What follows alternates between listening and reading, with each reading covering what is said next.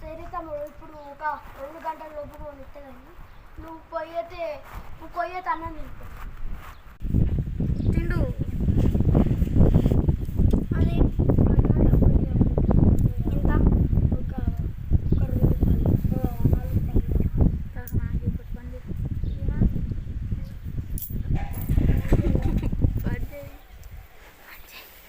2 రూపాయలు తీయవా?